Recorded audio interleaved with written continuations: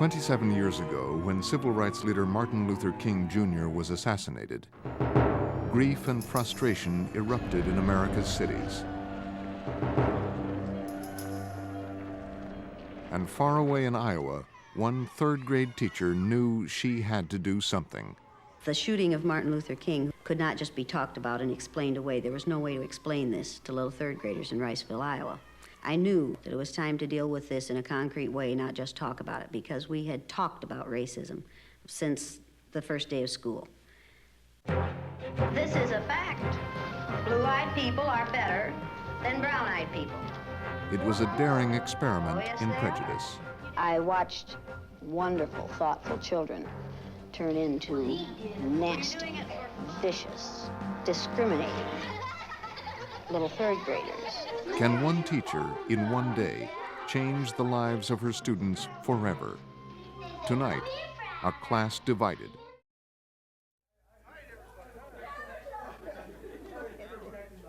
August 1984. A high school reunion brings some 50 former students to Riceville, Iowa. 11 of them, some with their spouses and children, arrive early for a special reunion with their former third-grade teacher, Jane Elliott. Oh, I'm so delighted. This is my husband. To you. This is my husband, Tom. Tom, Brian. I don't have one. How are you? Oh, yes, fine. I'm just Roy Wilson. I made it. You darling. Oh, Been a Roy. long time. Oh, Been here in I'm so 14 glad years. To see you. That's great. I didn't think I would either. How are you doing? Fine. It's been a long time since I've seen you. Yeah, it has been. Where are your little ones? They're at home with Mom. It's coming down. And this is your husband, Yeah, that's Greg. Mr. Greg Brown. Greg Brown. Nice to meet you. 14 years earlier, when they were students in her third-grade classroom, ABC News filmed a 2-day exercise for a documentary, The Eye of the Storm. Now, at their request, they will see that film again and relive the experience of her unique lesson in discrimination. Okay. That's it. We couldn't move the house.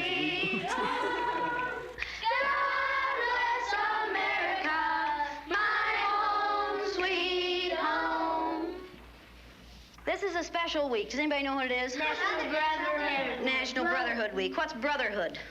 Be kind to your brothers. Be kind. Okay, be kind to your brothers. Like you would like to be treated. Treat everyone the way you would like to be treated. Treat everyone as though he was your brother. And is there anyone in this United States that we do not treat as our brothers? Yes. Who? Yeah. The black people. Who else? Indians. Absolutely, the Indians. And when many people see a black person or a yellow person or a red person, what do they think? Oh, look at that. Dumb people. They look at the dumb people. What else do they think sometimes? What kinds of things do they say about black people? Oh, call them niggers.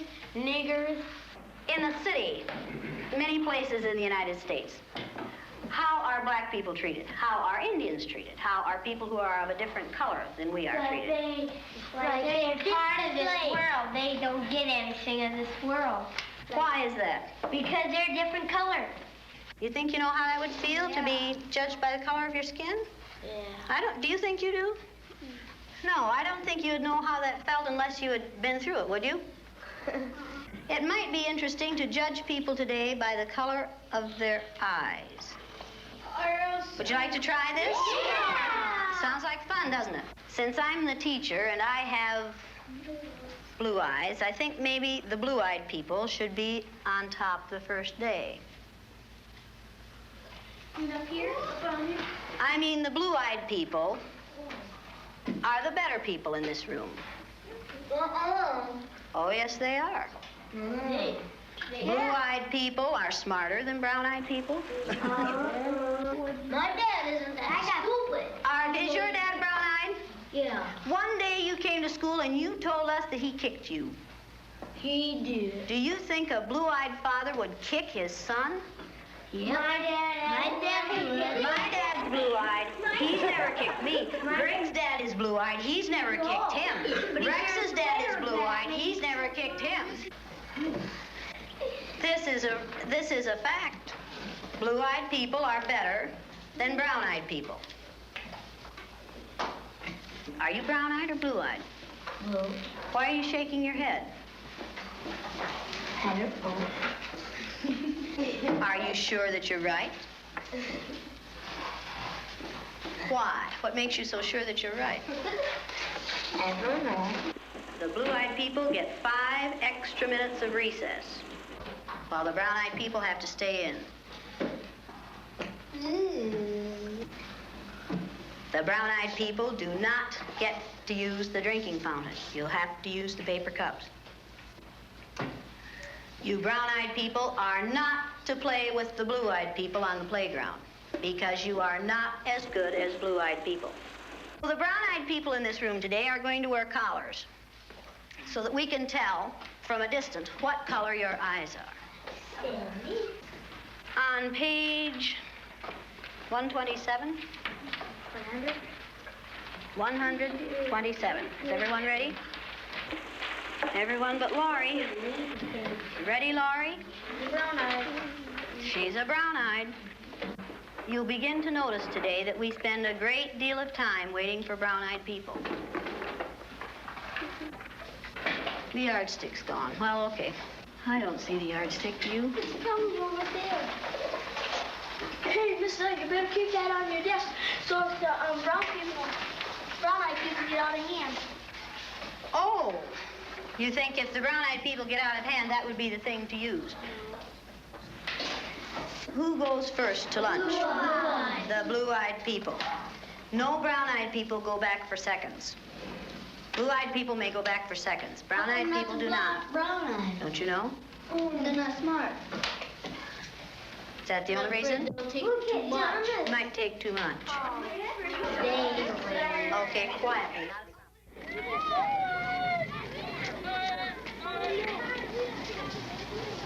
And it seemed like when we were down on the bottom, everything bad was happening to us. The way they treated you, you felt like you didn't even want to try to do anything.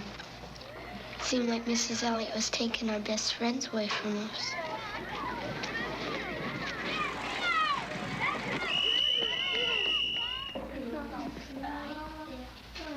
What happened at recess? Were 2 of you boys fighting? Yeah.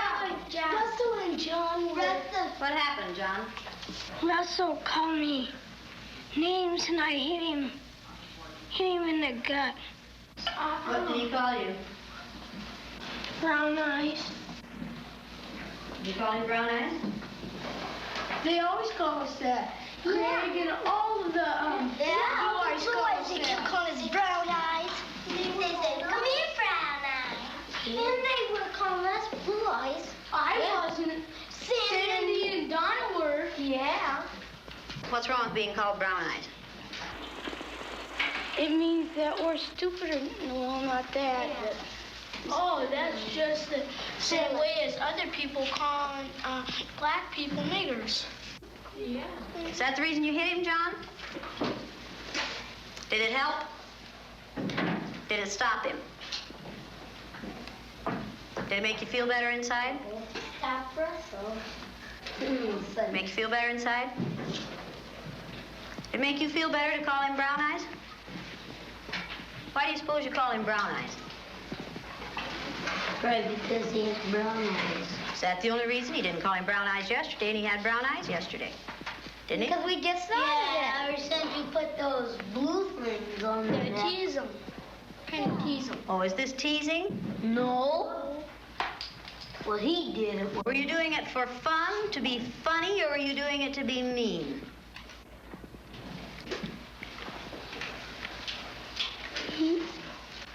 I don't know. Don't ask me. Did anyone laugh at you when you did it? I watched what had been marvelous, cooperative, wonderful, thoughtful children turn into nasty, vicious, discriminating little third graders in a space of 15 minutes. Yesterday, I told you that brown-eyed people aren't as good as blue-eyed people. That wasn't true. I lied to you yesterday. The truth is that brown-eyed people are better than blue-eyed people. Russell, where are your glasses? I forgot them. You forgot them. And what color are your eyes? Blue. Susan Ginder has brown eyes. She didn't forget her glasses. Yeah. Russell Ring has blue eyes, and what about his glasses? He forgot them. He forgot them. Yesterday we were visiting, and Greg said, "Boy, I like to hit my little sister as hard as I can. That's fun." What does that tell you about blue-eyed people? They're naughty. In fact, they fight a lot. The brown-eyed people may take off their collars, and each of you may put your collar on a blue-eyed person. The brown-eyed people get 5 extra minutes of recess. You blue-eyed people are not allowed to be on the playground equipment at any time. You blue-eyed people are not to play with the brown-eyed people. Brown-eyed people are better than blue-eyed people. They're smarter than blue-eyed people. And if you don't believe it, look at Brian. Do blue-eyed people know how to sit in a chair? Very sad. Very, very sad. Who can tell me what contraction should be in the first sentence? Go to the board and write it, John. Come on, let's do it again. Loosen up. Up, up, up. Come on. That's better. Now, do you know how to make a W? Okay, write the contraction for we are. Now, that's beautiful writing. Is that better? Yes. Brown-eyed people learn fast, don't they? Yeah. Boy, do brown-eyed people learn fast. Very good.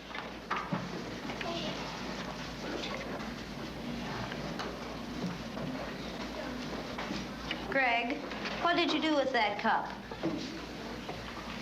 Will you please go and get that cup and put your name on it and keep it at your desk? Blue-eyed people are wasteful. Okay, you want to be timed this morning? Yeah. A. I use Orton Gillingham Phonics. We use the card pack. And the children, the brown-eyed children, were in the low class the first day, and it took them 5.5 minutes to get through the card pack. The second day, it took them 2.5 minutes. The only thing that had changed was the fact that now they were superior people. I thought we were going to get in the You went faster than I've ever had anyone go through the card pack. Why couldn't you get them yesterday? We had those collars on. You think the collars kept you? You just keep thinking about those collars. Oh. And my eyes kept getting rolling around. Oh, and you couldn't think as well with the collars on. 4 minutes and 18 seconds. I knew we weren't going to make it. How long did it take you yesterday?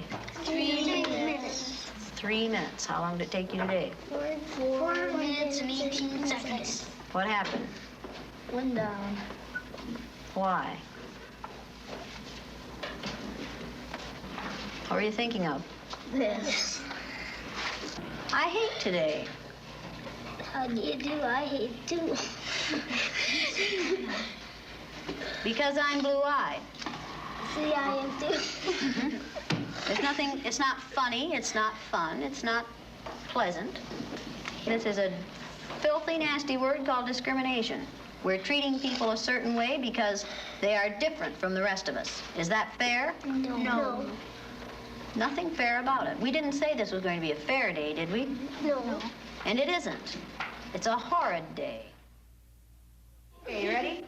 What did you people who are wearing blue collars now find out today?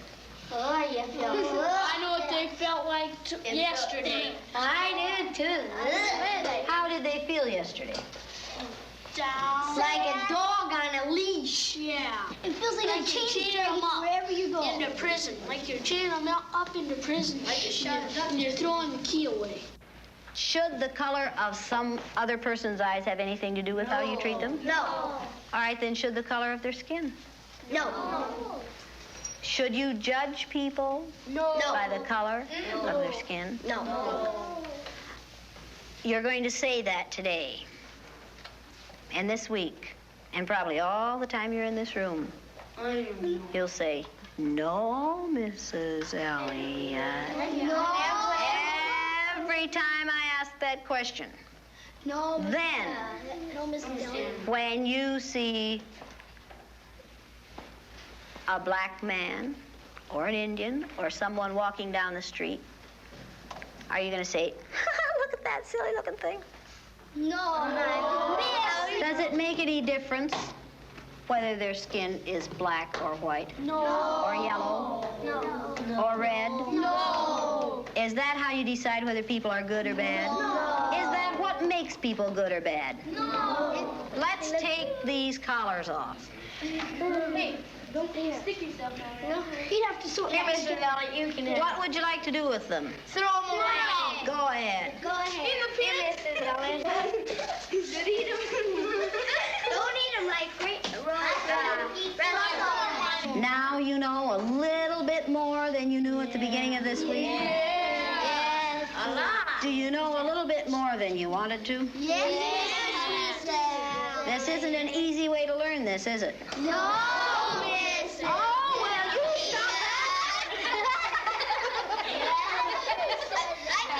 Okay, now let's all sit down here together. Blue eyes and brown eyes. Does it make any difference what color you are? No. Down, girl. Don't forget to see it again. Oh, you found your friend, huh? Now, did you get back? Okay, you ready to listen now? Okay, now are you back? Yes. That feel better? Yes. Does the color of the eyes that you have make any difference in the kind of person you are? No, Mrs. Elliott. Does that feel like being home again, girls? Yes. Oh, well, you stop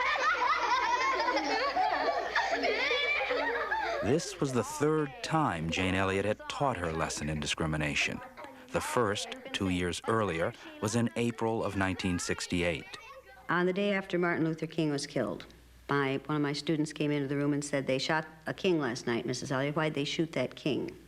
I knew the night before that it was time to deal with this in a concrete way, not just talk about it, because we had talked about racism since the first day of school. But the shooting of Martin Luther King, who had been one of our heroes of the month in February, could not just be talked about and explained away. There was no way to explain this to little third graders in Riceville, Iowa. As I listened to the white male commentators on TV the night before, I was hearing things like, "Who's going to hold your people together?" as they interviewed black leaders. What are they going to do? Who's going to control your people? As though these people were subhuman and someone was going to have to step in there and control them. They said things like, "When we lost our leader, his widow helped to hold us together. Who's going to hold them together?" And the attitude was so arrogant and so condescending and so ungodly that I thought, if white male adults react this way, what are my third graders going to do? How are they going to react to this thing? I was ironing the teepee. We studied an Indian unit. We made a teepee every year. The first year, the students would make the teepee out of pieces of sheet. We'd sew it together. And the next year, we'd decorate it with Indian symbols. I was ironing the previous year's teepee, getting it ready to be decorated the next day. And I thought of what we had done with the Indians. We haven't made much progress in these 200, 300 years. And I thought, this is the time now to teach them really what the Sioux Indian prayer that says, "O Great Spirit, keep me from ever judging a man until I have walked in his moccasins," really means. And for the next day, I knew that my children were going to walk in someone else's moccasins for a day. Like it or lump it, they were going to have to walk in someone else's moccasins. I decided at that point that it was time to try the eye color thing, which I had thought about many, many times, but had never used. So the next day, I introduced an eye color exercise in my classroom and split the class according to eye color, and immediately created a microcosm of society in a third grade classroom. Riceville hasn't changed much in the 17 years since then. It's still a small farming community surrounded by cornfields. Its population is still under 1,000. And it's still all white and all Christian. And though Jane Elliott has continued to teach her lesson in discrimination, there's been little outward local reaction. No objections from school authorities or the parents of the 300-odd students who have by now been through it. Okay, let's get in a circle. The reunion of her former third graders was Jane Elliott's first chance to find out how much of her lessons her students had retained. All right, now, Raymond, why? I want to know why you were so eager to discriminate against the rest of these kids. At the end of the day, I thought the miserable little Nazi. Really, I couldn't stand you. It felt tremendously evil. All your inhibitions were gone. And no matter if they were my friends or not, any pent-up hostilities or aggressions that these kids had ever caused you, you had a chance to get it all out. I felt like I was a king, like I ruled them brown eyes, like I was better than them. Happy. You know? And you did it all day. Yeah. How did you feel when you were the out group? Boy, that day after we went home, and talk about hating somebody, it was there. You hated me. Yeah, of what you were putting us through.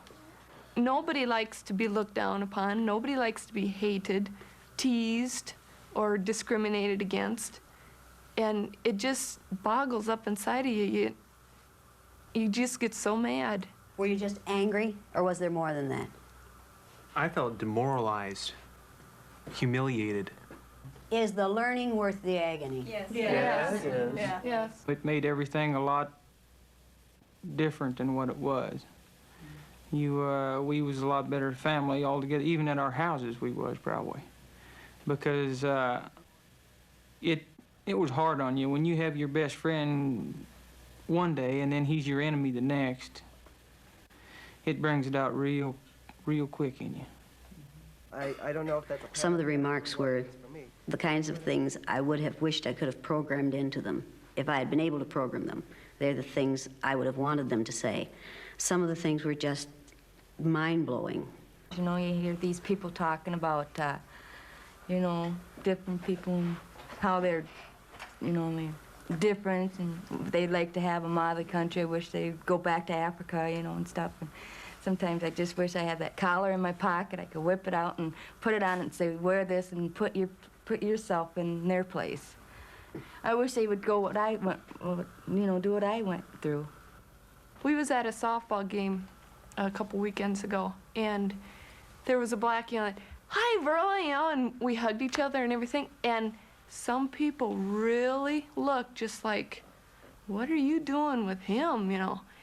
And you just get this burning feeling, sensation in you that you just want to let it out and put them through what we went through to find out they're not any different. I still find myself sometimes when I see some people together and I see how they act, you know, I think, well, that's black. And then right in the next second, I don't even finish the thought. I'm saying, well, I've seen whites do it, I've seen other people do it. It's not just the blacks, it's everyone acts differently. It's just a different color is what hits you first. And then later, as I said, I don't even finish that thought before I remember back when I was like that. And then I remember not, you know, everyone acts the same way. It's just your way of thinking is the difference. Like when my grandparents or somebody, and they start talking about old times, and they say the Japs and all this and that, and they start, you know, holding that against them, I think, how'd you like to have been them? Japanese Americans get thrown into this camp just because they happen to be part Japanese. You know, I just said, calm down and think about it. But when they get older, they're set in their ways, and they're not going to change. When you get older? I'll be set in my ways, but they're different than their ways. When people I was absolutely enthralled. Sandy Dolman's statements that when my son comes home with the word nigger and the other things that he hears downtown, I say to him, listen, that isn't the way we judge people. You don't judge people by how they look. You judge them by what's on their inside, not their outside. I'm glad that she's teaching him not to hate, because even though he does hear this from the other people, if he goes home and he thinks, well, Mom and Dad like the black people, I'm going to like them too, so I don't think he's going to pick nothing bad up out of it. You chose your husband well. He chose me. You chose her well. Little kids will take and, you know, they'll listen to a lot of other people too, and so they're going to end up kind of confused over it. But you know, if right she keeps from wrong. on telling him, is he See, going then to he's be the gonna- kind of person you kids are, or is he going to be the kind who judge people by the Well, he'll know somewhat right from wrong. He'll know You that know he that he like won't. us, but he'll have the ideas. He won't be judging them by their color, but he won't know what we know fully, having been through it. He won't learn the collar from the prejudice from us. He won't learn prejudice first-handed. Yeah. He'll He just- won't learn to be prejudiced from us. I mean, they won't learn to discriminate between people from us. He might hear it from others, but never from us. Okay, what's it like to be married to somebody like that? When I was going to marry Sheila, I knew for my future that I was going into the military. At first, I thought, is she going to be able to handle being with all the different nationalities? And then I read the book, A Class Divided. The Class Divided, before we got married and before I joined the Army.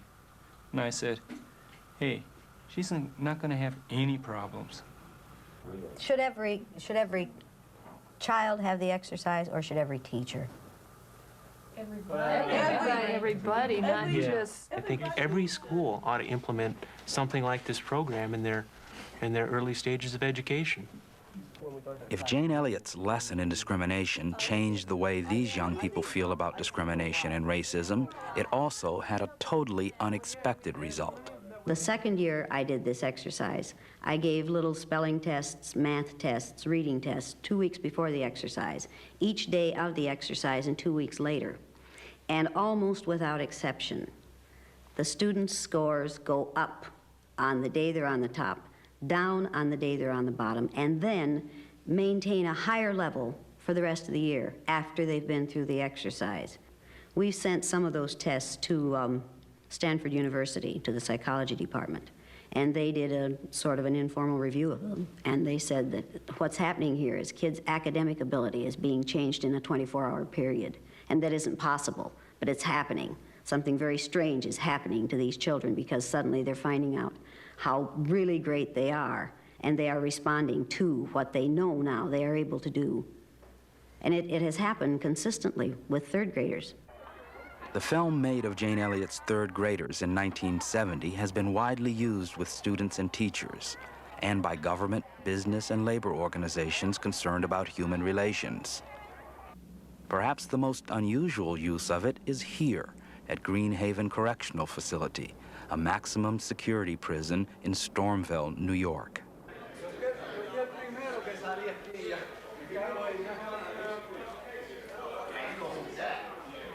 Here, in a sociology course taught by Professor Dwayne W. Smith of Dutchess Community College, his almost exclusively black and Hispanic classes have been seeing the film for more than 10 years. What I'd like to do is introduce the subject of prejudice and discrimination through this film, called The Eye of the Storm. Blue-eyed people are smarter than brown-eyed people. They are cleaner than brown-eyed people. They are more civilized than brown-eyed people. Sandra and her brown-eyed friends didn't like that day, but Raymond did. I felt like I was like king, like I... Do you think the children, by this process, really learned the meaning of discrimination? Most of the children, before the film started, they had played and lived together in harmony. And a certain action of coming from the teacher and seeing the teacher as an authoritarian figure and someone to respect, they accepted the views that was being given to them. But I think at the end of the lesson, they could clearly see that prejudices and other forms of discrimination are things that people build within their minds, that they're not actual physical barriers that say, yo, you can't cross the street. The one kid I could really agree with was at recess. He was a brown-eyed kid. He had this inner turmoil against this feeling of being divided or prejudiced against, where he would hit another kid that he's known for so many years in the gut. Whether he also stated that it didn't help any. So that automatically should be a lesson to every adult in the world. Violence doesn't help any. And, you know, this is a film that I hope that my children get to see. Unlike New York, Iowa is 98% white Anglo-Saxon. Yet even here, minority groups account for more than 20% of the prison population. To make sure its prison system employees are sensitive to the concerns of this large minority, the Iowa Department of Corrections last fall hired Jane Elliott to give her lesson to some of them. The group, which included prison guards and parole officers, was told only that it would be attending a day-long workshop. David Stokesbury. Most of our training you go to, people give you information and you learn that way. Blue eye? When I first came with the sign up and such and got put in the group, I didn't know when I started seeing the signs around, you know, brown eyes only and such. I figured they were the better group because they had a lot of spaces available and there were none for the blue eyes. So when I got put in the blue eyes group and put the collar on, then I knew, well, then I was going to be in the deprived group, I guess. Okay, now you can stay in this area. The workshop was supposed to begin at 9. They took the brown eyes in about 9 and then left us standing in the hall. I literally stood because there weren't enough chairs, and I didn't know whether or not I'd wanted to fight to take a chair down. I didn't know if somebody'd come and take the chair away from me if I did. While David Stokesbury and the other blue-eyed people waited inside the meeting room, Jane Elliott prepared the brown-eyed people for what was going to happen. Now, this is not something I can do alone. This exercise won't work without your cooperation. Blue-eyed people aren't allowed to smoke. Blue-eyed people aren't allowed to sit in these empty chairs. Do not let a blue-eyed person sit next to you. You know you can't trust them. And besides which, they don't smell good. Everybody knows that about blue-eyed people. You don't know what you can catch from a blue-eyed person. By 9:20, I felt some antagonism. You know, I'm stuck out here for 20 minutes, standing, waiting. I still say we ought to see what kind of a reaction we'd get by everyone just simply going in. No one wants to do it? Everybody seems to have courage in their conviction to do a lot of talking, but nobody takes any action.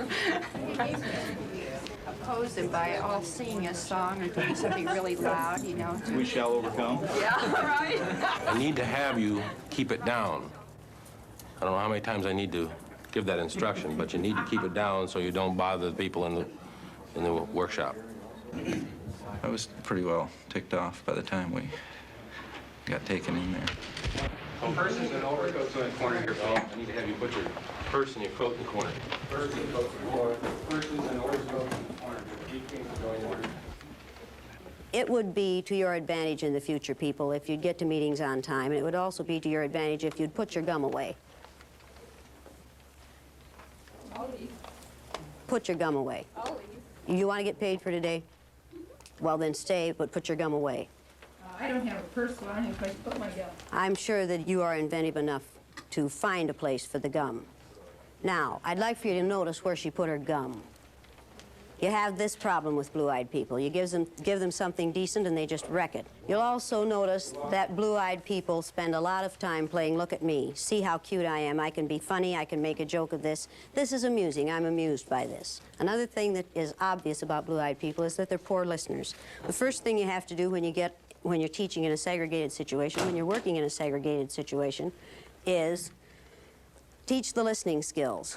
The listening skills are: number 1, good listeners have quiet hands, feet, and mouths. Everyone needs to write these down. I'd like for you to look at the man in the back, in the black jacket. The game we're playing is playing it cool. This is a favorite blue-eyed game, playing it cool. Nobody can bother me, man. I can handle this. I don't have to do this. I'm going to ignore this whole thing. Number 2, good listeners keep their eyes on the person who is speaking. I take it you don't have a pencil. Nor you? No. Perhaps you could borrow one from one of your neighbors. Sir, I realize that you feel that you don't need to write it down, but whether or not you write it down, perhaps you could remember it. Good listeners have quiet hands, feet, and mouths. Do you know what that means? I'm not sure. I believe that. Do you want me to explain it to you? That's okay. I'll get a pencil and write this down directly. Look, blue-eyed people, many of you have pencils. Will one of you please lend him a pencil, or don't you trust him? Which I can understand. From the last 10 minutes, what have you observed about blue-eyed people? Blue-eyed people are very stubborn, very self-centered, and wish to control as much of their surrounding as possible, people-wise, I mean. Very inconsiderate people. I don't even know why you have them here in the first place. We have them here because we are required to have them here. Oh, we have to, huh? This is one of the things you have to put up with. Number 3, good listeners, listen from the beginning to the very end.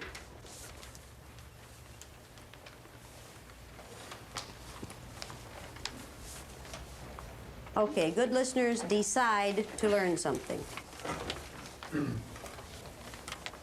And this is the thing you'll have the most difficulty with blue-eyed people. They decide not to learn something. Some of you have had trouble with blue-eyed people in your home environments. Some of you have had trouble with blue-eyed people in your workplace. Does anybody have an example of that they'd like to talk about? Anyone? I have 2 nephews, one's blue-eyed and one's brown-eyed. And the blue-eyed one, like, he never cleans his room and he's real lazy.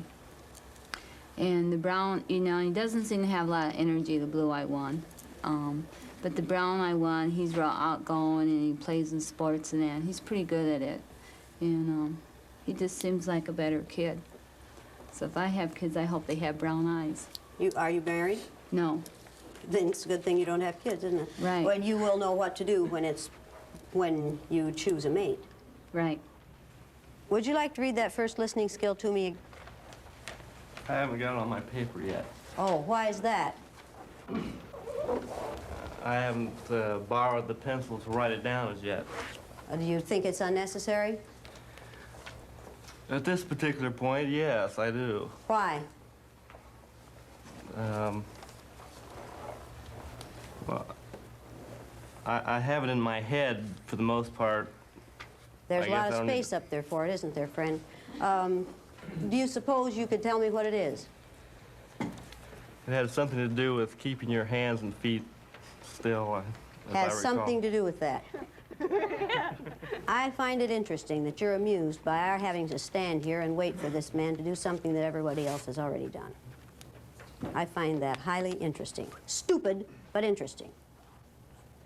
If you are in a situation where someone is constantly refusing to do what the people in authority ask them to do, what do you know about them? What do you know about that person? Well, I think it's a game with them. Attention, Has it gained anything for this gentleman?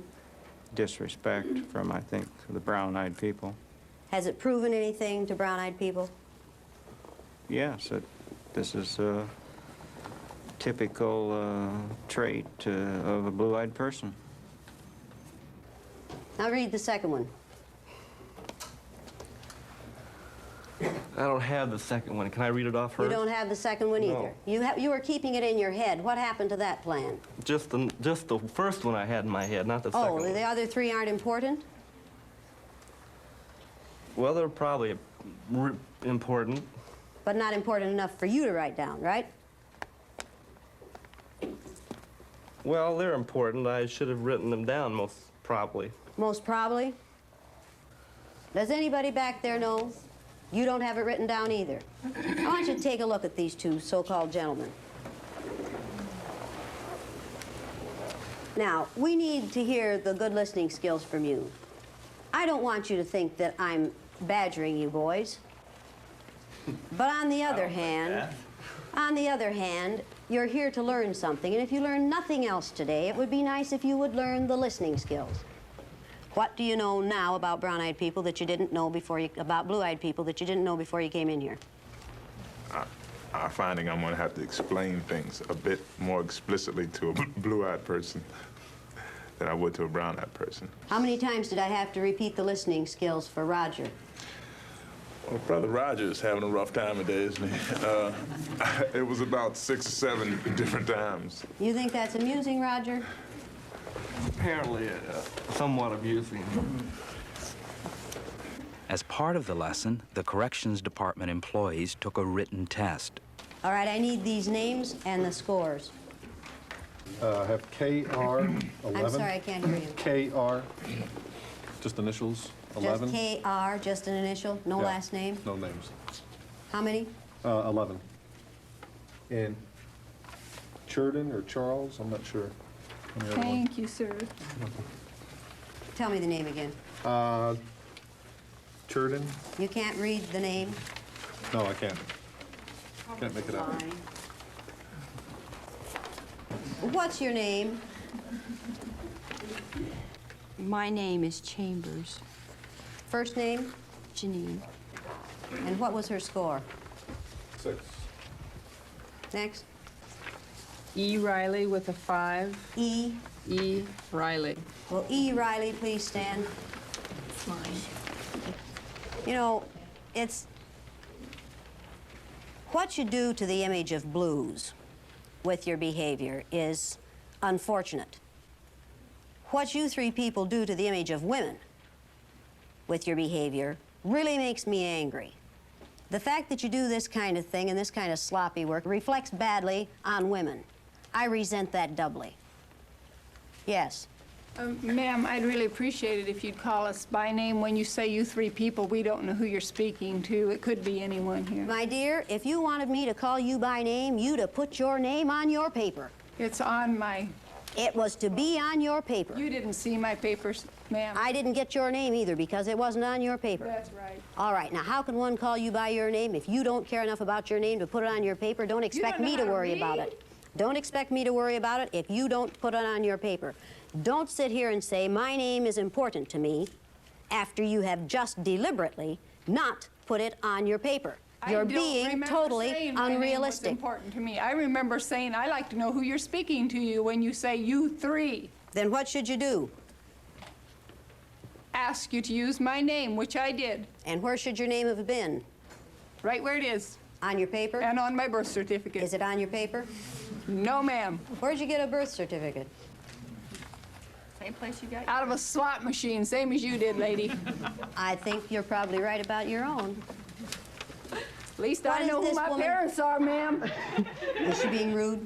Yes, She being inconsiderate? very, She being uncooperative? very, She being insulted? yes, Are all those the things that we've accused blue-eyed people of being? yes, Is she proving that we're right? yes. Does anyone have any comments to make at this point? Do you feel that there are important blue-eyed people? There are exceptions to every rule. And what are those exceptions? There are a few important blue-eyed people. Very few. You Do you think that you're one of them? No. Then why are you up there then? I'm blue-eyed. The difference between you and me is I have a brown-eyed husband and brown-eyed offspring, and I've learned how to behave in a brown-eyed society. And when you can act brown enough, then you too can be where I am. I wouldn't want to be where you are. Are you certain? Absolutely positive. You like where you are? I love where I am. You like it so much that you don't even identify yourself on your papers. I don't need to, lady. Her using the term lady, where I'm concerned, what do you think she's trying to do? Is it ignorance or is it deliberately insulting? I would say it was deliberately insulting. If it's ignorance, she needs to be taught that to many of us, the word lady is a pejorative. I don't appreciate it. It is, it's a put down, and it's used to keep women in their place. The correct name. I'm sorry. I will call you by a correct name after this. I won't be kind. That was kindness on your part? Yes. Then you are calling someone a lady is a kindness. Then your problem is ignorance. You can call me lady anytime you like. I wouldn't do that to you. No, I know you wouldn't. I really wouldn't. I think that, and that's part of the problem, is a total lack of awareness at what sexism amounts to and how much you contribute to the sexism that keeps you where you are. It's not I enough. like where I am, lady. I did it again, didn't I? Yes. I'm getting kind of fed up with this whole bunch of garbage. Why? Brown-eyed peoples are no different than we are. I hate to tell them that. They have these false delusions and such. Are they being disruptive? No, you trained them very well.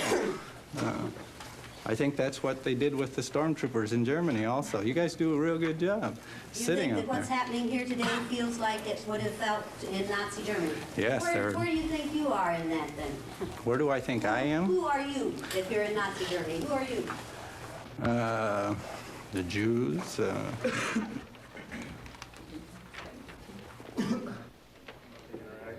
After a break for lunch, Jane Elliott helped the Corrections Department employees analyze what had happened.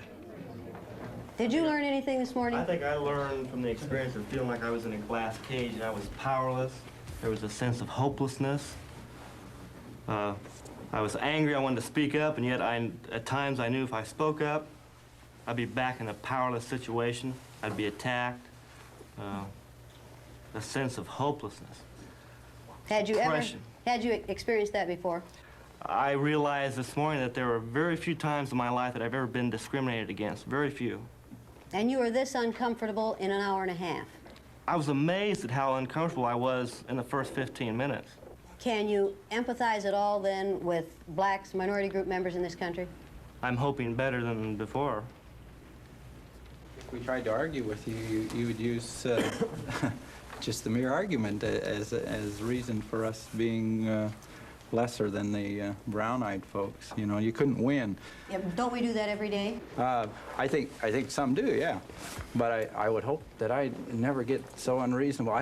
You know, the statements you were making were groundless and such, and yet we couldn't argue with them because if we argued, then we were argumentative and you know, not listening and getting out of our place and all that stuff. And that was frustrating to me. And then frustrating to me was the other little green tags who were sitting on their hands. My group here was, I didn't think, boisterous enough in our opposition to the whole thing. Why didn't you people support one another? Why didn't the blue-eyed people on this side just sat there? And let's face it, you covered your asses, right? Why did you just sit there? Well, I think that's symptomatic of the problem as a whole. We see that, you know, in society in general. We see a few people who are making a lot of noise, and the rest of the people sitting back waiting to see what they're going to do. Okay, as long as I was picking on him, I was leaving you alone, right? Right. I'd say a lot of people accept that. They have a few people do their fighting for them, and they stand back, and if this person's going to win, then they'll get on this side. If that person's not going to win, they'll stay back over here, you know. That's just how it works. If you were in a real situation where you had to do something about racism, would you stand up and be counted? What I would do, I don't know. It would depend on the But you would exigencies. do something. I would have to do something. I couldn't go home tonight and face my kids if I didn't. How did you brown-eyed people feel while this was going on? Sense of relief that wasn't a blue-eyed person. Sense of relief that you had the right color eyes. Absolutely. I really understood, at least I felt that I understood, what it was like to be in the minority. Why were you angry? First of all, because it was unreasonable. Secondly, because I felt discriminated against. Thirdly, I think that all of us, everyone in this room, has dealt with discrimination on both sides. You don't have to be black or Jewish or Mexican or anything else to have felt discrimination in your life. And as you become an adult, you learn to deal with those feelings within yourself. You learn to handle those, and when you feel yourself in a situation that you can't get out of, which we couldn't, we were a captive audience. And it was not a normal situation, because normally you aren't badgered. What if you had to spend the rest of your life this way? I don't know how to answer that. You don't wake up every morning knowing that you're different. You wake up as a white woman who is going to her job at 8 o'clock or whatever, where a black person is going to wake up knowing from the minute they get up out of the bed and look in the mirror, they're black. And they have to deal with the problems they've had to deal with ever since they were young, and realize that I am different and I have to deal with life differently. Things are different for me.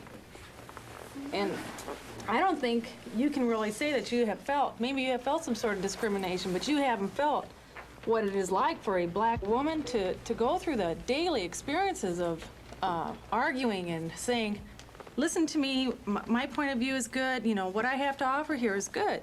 And no one wants to listen because white is right. That's the way things are. I think the necessity for this exercise is a crime. No, I don't want to see it used more widely. I want to see the necessity for it wiped out. And I think if educators were determined that we could be very instrumental in wiping out the necessity for this exercise. But I want to see something used. I'd like to see this exercise used with all teachers, all administrators, but certainly not with all students unless it's done by people who are doing it for the right reasons and in the right way. I think you could damage a child with this exercise very, very easily. And I would never suggest that everybody should use it. I think you could have training classes for teachers, bring them in, put them through the thing, explain what happened, do the debriefing, and then practice doing this until a group of teachers were able to do it on their own. And teachers are not disabled learners. They could learn to do this, obviously. If I can do it, most anyone can do it. It doesn't take a super teacher to do this exercise. What began in a third-grade classroom has spread from students to teachers to corrections officers. At the center is still a single teacher, determined to inoculate her students, both young and old, against the virus of bigotry.